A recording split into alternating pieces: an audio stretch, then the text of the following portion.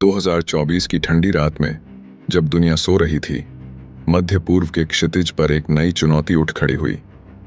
Iran, Israel और Lebanon के बीच छिड़ी इस युद्ध की कहानी जितनी जटिल है, उतनी ही खतरनाक भी। इजराइल और लेबनान के बीच की सीमाओं पर छाया यह संघर्ष गहरा हो चुका है, लेकिन इस बार इसमें शामिल है एक ताकतवर खिलाड़ी, ईरान। इस युद्ध का आरंभ तब हुआ जब इजराइल ने लेबनान की सीमाओं पर हवाई हमले किए, जिनका मकसद हिजबुल्लाह के ठिकानों को तबाह करना था। लेकिन इस बार ईरान ने खुद को इस युद्ध में प्रत्यक्ष रूप से शामिल किया। दुनिया की नजरें जब इस संघर्ष पर थीं, तब अमेरिका और रूस के दखल ने इसे और भी पेचीदा बना दिया। ईरान का दृढ़ संकल्प साफ था, अपनी सीमाओं की सुरक्षा और अपने शियाओं की रक्षा के लिए वह किसी भी हद तक जा सकता है। युद्ध में उसकी सक्रियता ने इजराइल को भारी नुकसान पहुंचाया। इजराइल की हवाई हमले की क्षमता पर ईरान की मिसाइलों ने जबरदस्त जवाब दिया, जिसने इजरायली सेना को हिलाकर रख दिया।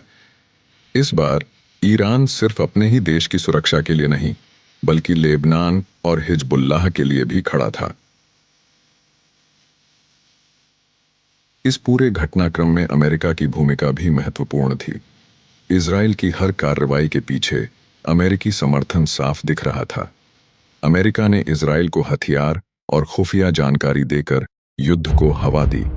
लेकिन जब ईरान ने अपनी सैन्य क्षमता दिखाई, तो अमेरिका की रणनीति पर भी सवाल खड़े हो गए।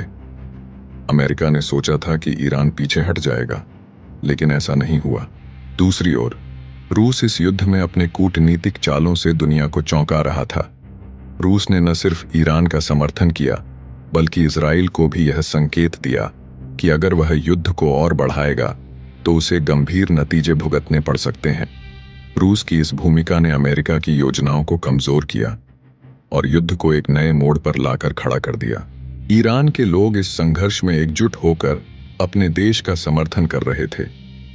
उन्होंने यह दिखा दिया कि वे न सिर्फ अपनी सीमाओं की सुरक्षा कर सकते हैं, बल्कि अपनी मित्र देशों की भी मदद करने को तैयार हैं।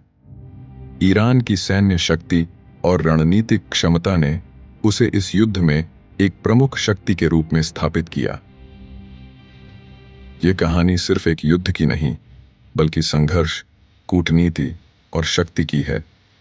ईरान ने दुनिया को दिखा दिया कि वह न केवल एक राष्ट्र है, बल्कि एक विचारधारा है जो अपने अस्तित्व के लिए लड़ेगा और अपने मित्र देशों की रक्षा करेगा।